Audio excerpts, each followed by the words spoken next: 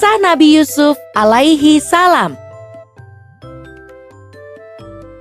Yusuf alaihissalam adalah orang mulia yang mempunyai leluhur orang-orang mulia. Ia adalah anak Nabi Yakub alaihissalam, cucu dari Nabi Ishak alaihissalam, dan buyut dari Nabi Ibrahim alaihissalam. Sejak kecil, Yusuf terkenal sebagai anak yang saleh dan patuh pada orang tua. Wajahnya pun sangat rupawan dan ia adalah anak kesayangan Nabi Yakub. Hal ini membuat saudara-saudaranya merasa iri dan memusuhinya. Hanya Bunyamin saja yang bersikap baik padanya. Yusuf dan Bunyamin adalah anak Nabi Yakub dari istrinya yang bernama Rahil.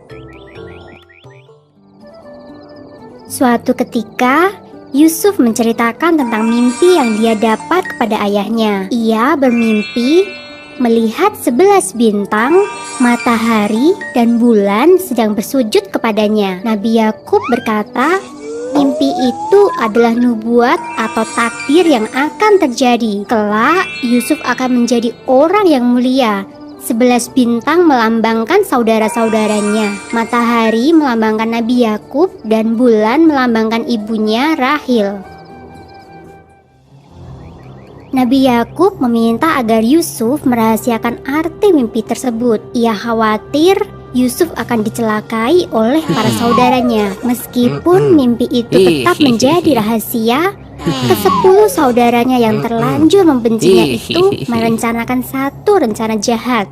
Mereka memasukkan Yusuf ke dalam sumur. Setelah itu, mereka pulang membawa sobekan baju Yusuf dan mengatakan kepada ayah bahwa Yusuf diserang oleh serigala.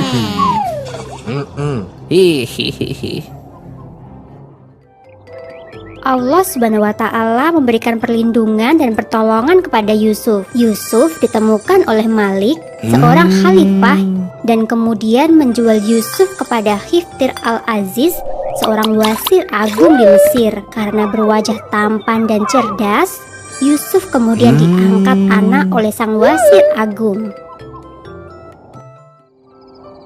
Yusuf tumbuh menjadi pemuda yang tampan, cerdas, dan berilmu tinggi. Banyak gadis-gadis yang memujanya, tak terkecuali Zulaika yang merupakan ibu tirinya. Karena dituduh merayu Zulaika, Yusuf pun dimasukkan ke dalam penjara. Di dalam penjara, Yusuf bertemu dengan 2 orang budak. Salah satu budak itu telah akan menolongnya keluar dari penjara. Suatu ketika, Raja Mesir bermimpi melihat 7 sapi gemuk dimakan oleh 7 sapi kurus. Setelah itu, ia melihat 7 butir gandum yang hijau dan 7 butir gandum kering. Semua ahli tafsir kerajaan tak ada yang bisa memahami arti mimpi sang raja. Akhirnya, budak raja menyarankan agar raja menemui Yusuf di dalam penjara. Rupanya, budak itulah yang dulu berada dalam satu penjara bersama Yusuf. Menurut Yusuf, arti mimpi sang raja adalah akan datang 7 masa subur. Seharusnya raja menanam gandum pada masa ini dan menyimpannya baik-baik. Selanjutnya akan datang 7 masa kekeringan sehingga tidak bisa bercocok tanam, dan seluruh persediaan pun akan habis. Yang tersisa hanyalah sedikit biji gandum yang akan ditanam pada masa berikutnya. Berkat kecerdasan Yusuf, Raja Mesir pun mengangkat Yusuf sebagai wasir agung. Yusuf bertugas mengelola persediaan bahan makanan selama masa kering. Masa kekeringan yang panjang benar-benar datang sesuai perkataan Yusuf. Banyak negara-negara yang meminta bantuan makanan ke negeri Mesir, termasuk pula saudara-saudaranya dari Kanaan. Rupanya, para saudaranya sudah lupa padanya, sehingga Yusuf merencanakan sesuatu. Ia meminta agar mereka pulang dan membawa Bunyamin ke Mesir. Jika Bunyamin tidak ikut, maka mereka tidak akan mendapatkan satu bantuan.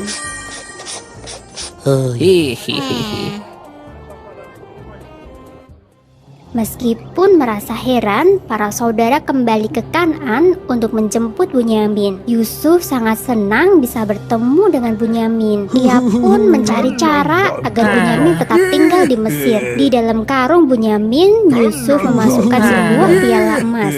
Saat para saudara hendak pulang, Yusuf mengumumkan bahwa satu piala telah dicuri. Betapa terkejutnya para saudara itu saat melihat isi karung Bunyamin. Akhirnya Bunyamin harus tinggal di Mesir karena terbukti mencuri piala emas. Yusuf merasa senang bisa berkumpul kembali dengan Bunyamin.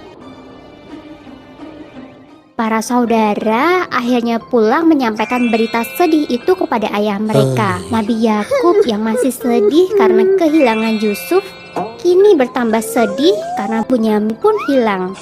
Kesedihan Nabi Yakub membuat kedua matanya menjadi putih dan ia tidak bisa lagi melihat.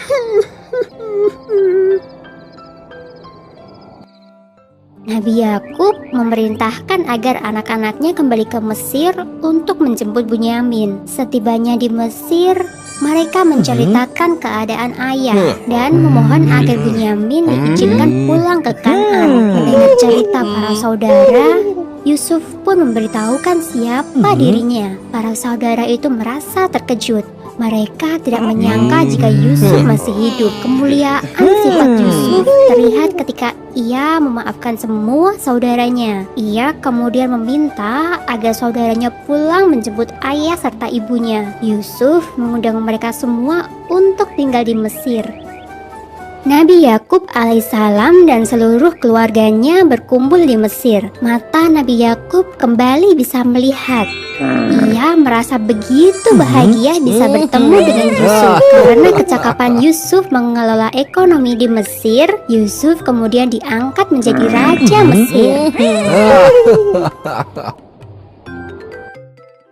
Sumber dalam Al-Quran surat Yusuf ayat 4 yang berbunyi, "Ingatlah ketika Yusuf berkata kepada ayahnya, 'Wahai ayahku, sesungguhnya aku bermimpi melihat 11 bintang, matahari dan bulan. Kulihat semuanya sujud kepadaku.'" Kisah Nabi Syu'aib alaihi salam. Iblis telah bersumpah di hadapan Allah untuk menggoda umat manusia. Hasil bujuk rayu iblis berhasil mempengaruhi kaum Madian. Kaum Madian dikaruniai rezeki yang melimpah dan kecerdasan dalam berdagang. Namun sayangnya, mereka telah terjerumus dalam kesesatan. Mereka telah melupakan ajaran yang benar dan berganti menyembah Al-Aikah, sebuah pohon yang sangat besar dan berdaun lebat. Di tengah kaum Madian yang sesat, Allah menunjuk Nabi Syu'aib sebagai penunjuk jalan. Nabi Syu'aib masih keturunan Nabi Lut dan ia dikenal sebagai nabi yang cerdas serta pintar berkhutbah. Nabi Syu'aib begitu keras menyerukan agar kaum Madian berhenti menyembah pohon Al-Aikah dan kembali menyembah Allah SWT. Sama seperti kaum sebelumnya, kaum Madian pun menentang seruan Nabi Syu'aib.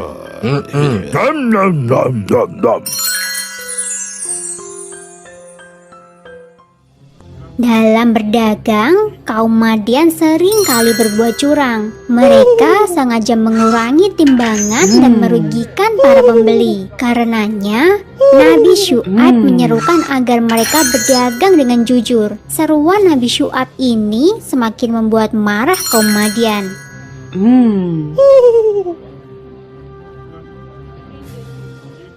Para pemuka kaum Madian sudah tidak tahan lagi dengan dakwahan Nabi Syu'aib. Mereka pun berusaha mengancam Nabi Syu'aib serta para pengikutnya. Jika Nabi Syu'aib tidak menghentikan dakwahnya, maka Nabi Syu'aib akan diusir dari Madian.